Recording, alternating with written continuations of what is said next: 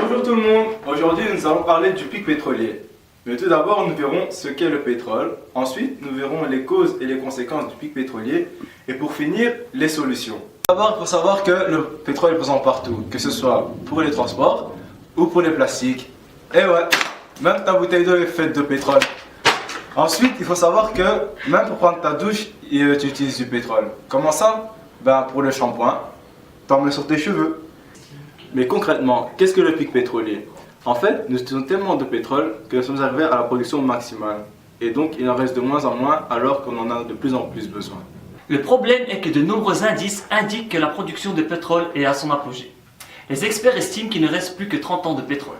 La question cruciale n'est pas de savoir quand les réserves de pétrole seront-elles épuisées, mais à quel moment elles ne suffiront plus à subvenir à nos besoins. Sachant que de nos jours, il n'existe aucun produit de substitution. Le pétrole, ce sont également des milliers de produits de la vie au quotidien, tels que les shampoings, les cosmétiques, les détergents, même les médicaments sont faits à base de pétrole. Toujours, c'est une matière première incontournable. Il est indispensable au transport, non seulement comme carburant, 98% des transports se font au pétrole, mais également de matières premières pour la fabrication des routes ainsi que des véhicules.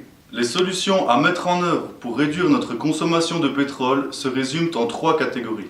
Tout d'abord, développer l'utilisation des énergies renouvelables ou alternatives, éoliennes, hydrauliques ou encore solaires. Le problème étant que les énergies hydrauliques et éoliennes ne remplacent qu'une petite partie de notre consommation de pétrole actuelle.